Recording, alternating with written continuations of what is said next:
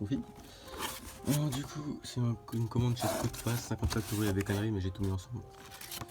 Et du coup colis préparé par Chloé chez Scootfast. On y retrouve les durées d'essence rouge d'un mètre de watts chez Tonnerre aussi. Un pignon de 16 gants chez Ozaki.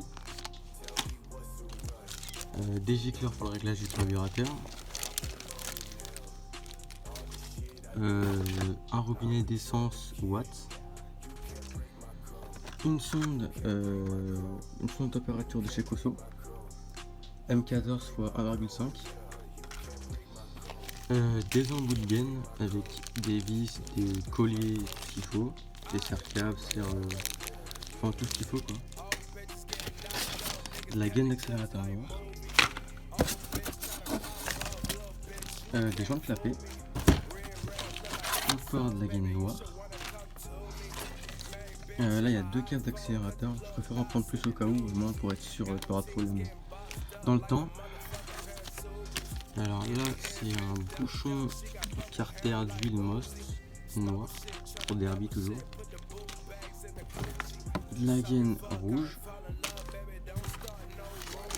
Là c'est une bougie, une VR10 de chez NGK, une cage à cuir Metal Kit en 12, 17, 15,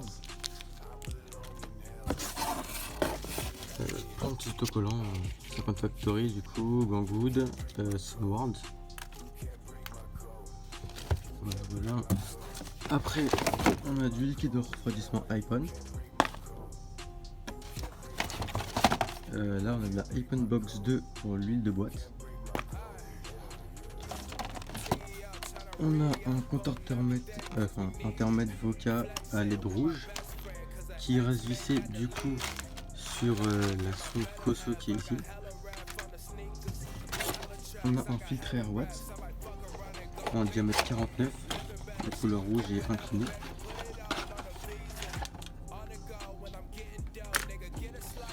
On a un interrupteur. On a quoi d'autre, un câble d'embrayage universel. Donc il y en a 2. Encore un interrupteur. Après du coup j'ai un accélérateur watts chromé avec gaine rouge et accélérateur déjà monté. J'ai un obturateur de pompe à huile Most. J'ai un jeu de cale pour faire le jeu à la coupe du segment pour ce nouveau cylindre.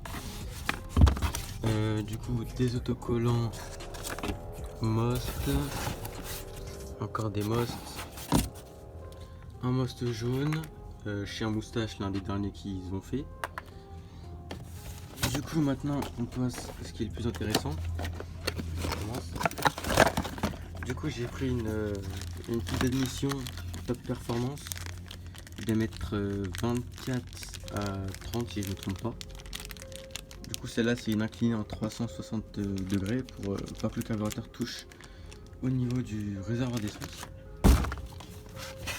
On a un carburateur Sunward type PWK en diamètre 26 mm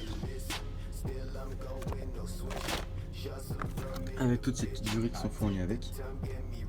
Et après ce qui est vraiment plus intéressant, c'est le mal, mais je suis qu'à une main, c'est un peu compliqué. Du coup le plus intéressant, le nouveau cylindre. On se retrouve tout de suite quand je l'aurai ouvert. Donc voilà, du coup on se retrouve avec le carton du 80 Top Performance. On y retrouve notice comme par exemple le cylindré pardon, 70 cm3 plus couche des 0,9 pour plusieurs informations complémentaires au cylindre. Le 80 Top Performance en autocollant, la pochette de joint avec les joints toriques, les joints de culasse et les joints en base. Là on a les boutons, car ceux d'origine ne sont pas assez longs, donc on met celui-là qui donne avec le pack. Après on a un raccordeau qui vient se visser sur la culasse. On a le segment avec non pas le segment, l'axe de piston avec les circuits. Et là du coup on a la culasse un peu démontée. Ça c'est la culasse, ça c'est le pot de culasse. Ce qui est bien avec les culasses à plots du coup, c'est que ça permet un meilleur refroidissement au niveau du cylindre. Ouais. Du coup là on arrive sur le cylindre 80 Top Performance en fonte avec une côte B. Ça c'est le cylindre. Cylindre basique de chez Top Performance, mais plutôt performant et plutôt costaud. Bon, du coup là on arrive sur le piston en diamètre 50 si je ne me trompe pas. Dessus j'ai déjà mis le segment et je vais faire un jeu à la coupe de 0,20 pour avoir de bonnes performances ainsi qu'une bonne fiabilité. Mais niveau fiabilité, ce cylindre il est plutôt réputé pour être indestructible, donc je n'ai pas à en faire.